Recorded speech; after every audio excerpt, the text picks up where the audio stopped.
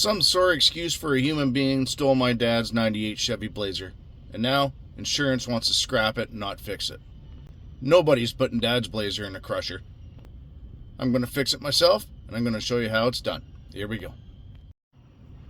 Like I said in the intro, somebody stole this 98 Blazer, and insurance doesn't want to cover the repairs. They want to scrap it. But for just a few dollars, you can get it up and running yourself. Actually not too hard of a fix, and by the looks of this one, the crooks have already done part of the work for us. The problem is, now, because it's been stolen, basically, you don't even need a key. Anything will start this Blazer. So we're going to have to change the ignition lock cylinder, and the plastic cover's gone. The lock cylinder is no problem. I was able to source that. But the plastic cover, you call the dealership, discontinued, no longer available. But I hunted one down, and I actually found one off of Amazon. So we're going to give that a whirl. Hopefully everything lines up. So, first things first, what you want to do, park it on a level surface, set your park brake, and block your wheels. After all, you got to be safety first here because we're going to be moving the gear shifter. So next, what you want to do, get your 5/16 wrench, go in the engine compartment, and we got to disconnect the battery. Just the negative will do.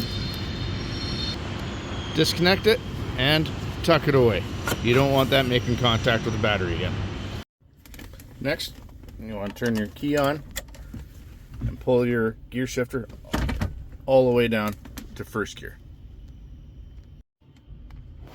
Next, we're going to want to remove the clamshell covers that are on this. I'm treating this as a repair if you just need to replace the ignition switch as well. So we're going to imagine these covers are on. They're actually quite easy to take off. You want to go down underneath the kick panel.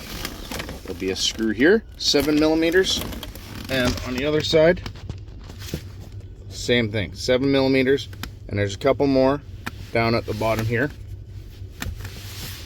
Don't need to take the panel right out, just undo the screws, drop it back, give yourself some access.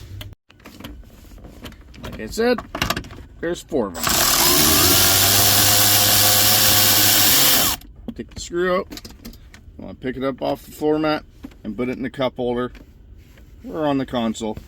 Some secure spot that you know you're not going to lose them. Once you get all your screws out, just gently pull the cover down, and that gives you access to the next screws we got to get at, these two, because we're going to have to pull this dash cover to gain more access to here to get our clamshell covers back on. So like I already showed you, you got 2 on the bottom, and you got 1 right up in the center of the instrument cluster. Remove those 3 and put them in your cup holder. They are 7mm as well.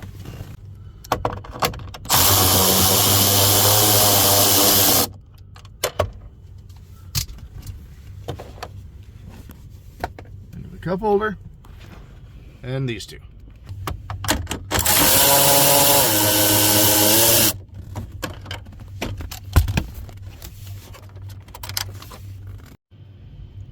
And now that you got those screws undone, you can reach in behind with your trim tool, or even your fingers if it's been off a few times, and you want to pop this cover free.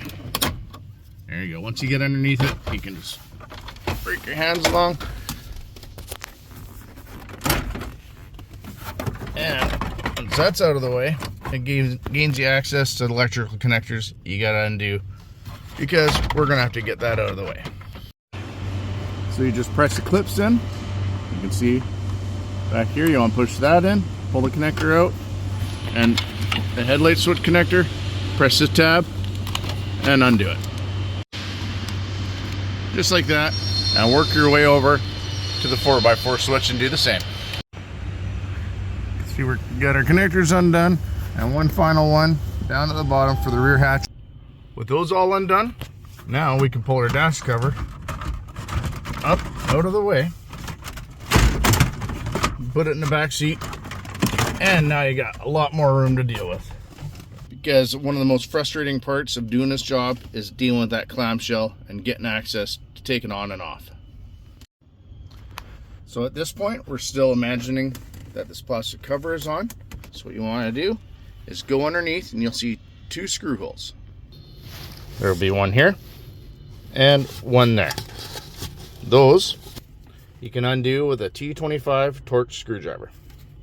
And if you look underneath, they are located here and here, where that plastic cover is still on from when they broke off the cover. So just reach up through the screwdriver, undo those 2 screws.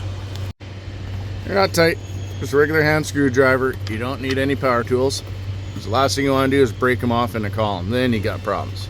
So undo both the screws,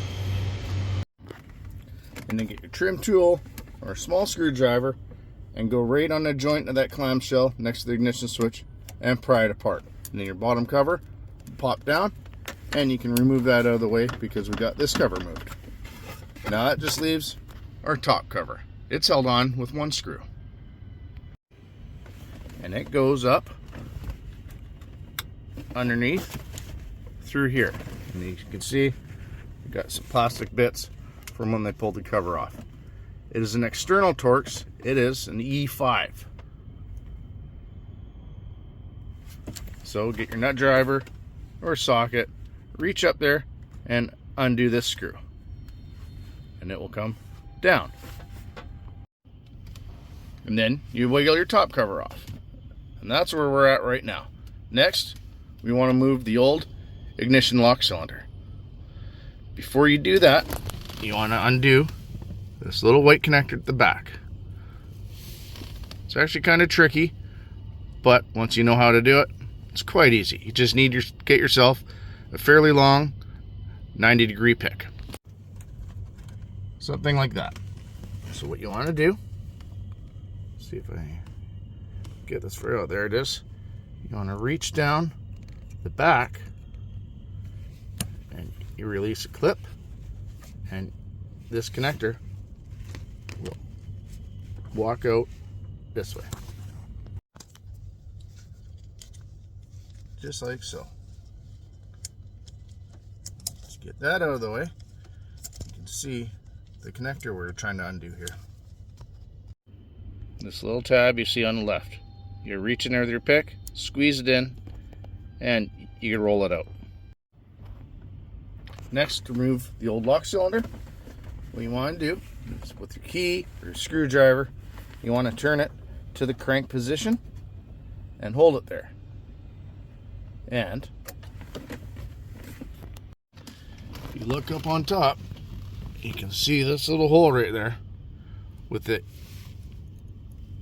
tumbler in the crank position. What I find works good, get yourself like a small drill bit or pick, insert it into the hole, and with it in the crank position, push down, and you can wiggle your key out. Key in, or screwdriver, or whatever you got going. Take your drill bit, put it in the crank position, and push down, and there's a lock on the cylinder. You can feel the spring tension. So hold that down, and there we go. This is the lock I was talking about. When you press your drill bit down, or pick, it pushes that in, and then you're able to pull the cylinder out. So here's our new ignition lock cylinder. What you want to do is eyeball that lock that we pressed down inside the cylinder housing. And you can see pretty much at the right up at the top end 12 o'clock position, that's where it'll go in. But if you look on the inside, I can get a flashlight there, you can see where that ignition cylinder would fit into that rectangular housing. And it's not exactly at the right position. So you want to do is reach in there with a big slot screwdriver and line it up to match this. Your lock tab that's on the outer housing, and this is a rectangular piece that needs to line up on the inside. So line the two up with the screwdriver. Just simply reach in there and just turn it just a little bit. And now you can slide your cylinder in. just like so. Gently push it in. Give it a little wiggle. And we're in.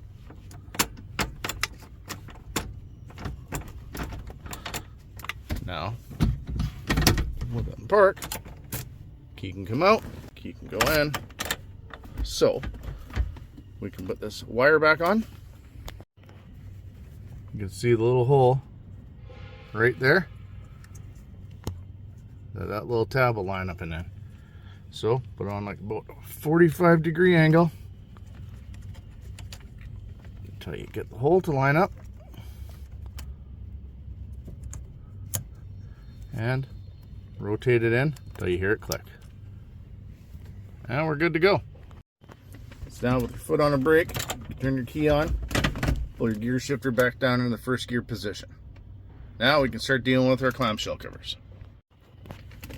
And now's the time you can replace this torn old gear shifter grommet or cover to keep the dust out. It's our new column cover, or clamshells, or whatever you want to call them. Came with a new piece.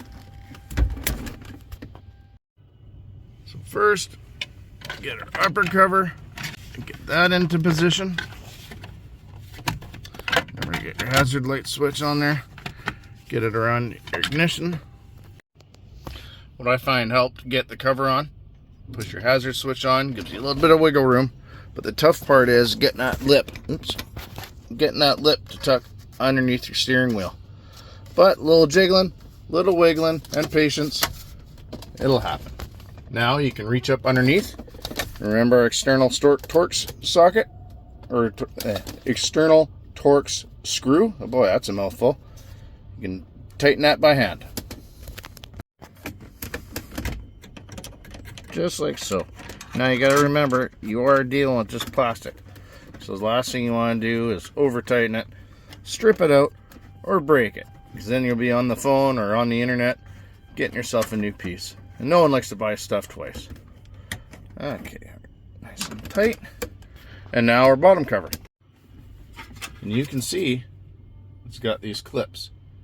So what you're going to want to do is go underneath the column, reach up, hook the upper cover, and then rotate it up into place, getting this lip in behind your steering wheel. It's actually fairly easy with this cover down out of the way. You can see right here where our clips or our hooks reach up. We're on the upper cover. But before you get too far ahead of yourself, you want to get your gear shifter cover into place, because the new one is fairly rigid. Now with a little fiddling around, you'll get it into place. Double check hooks on each side. Make sure they are in position. As you can see, we're not on here. And now we are. So now,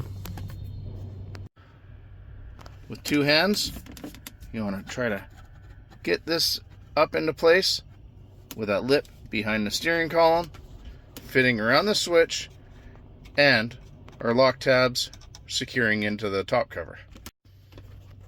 And with a little patience, going back and forth again. Take your time. You'll hear it click into spot, and then you can take your two T25 Torx screws and gently secure them in. Just like so. Tighten that one up and that one. Now, I didn't mention at the beginning of the video your lever for the tilt steering. That just pries straight out and pushes straight in. I've yet to source one since it got stolen, but we can still reach in with our finger until that time comes. So now, reverse of disassembly. Put our dash cover back in. Don't forget to hook up all your connectors. Like that. And now come around to this side. And there. Get your dash into place.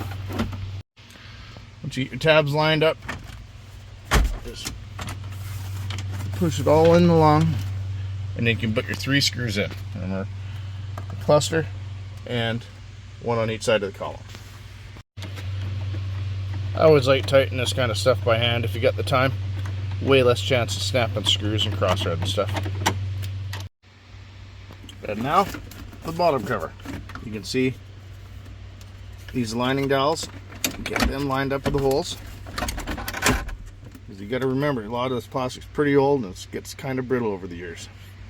And that side, and push it in, and put your screws in. Put it back into park, grab your 5/16 wrench, and let's go hook up our negative terminal. Bring it back up, start the screw, and tighten her down.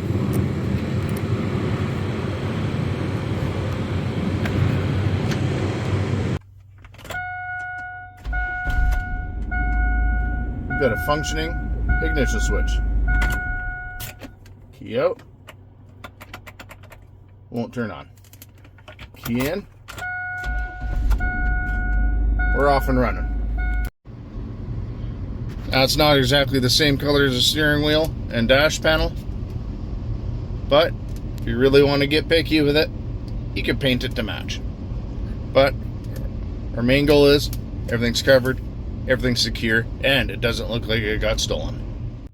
Hope you found this video helpful and informative and even entertaining.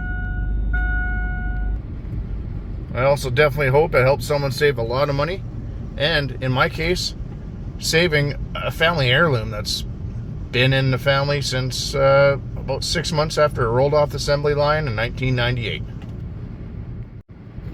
Well, if you liked the video, give me a thumbs up. If you want to see more like it, hit the subscribe button, notification bell in the bottom right hand corner. That way you get notified when we get new videos coming out.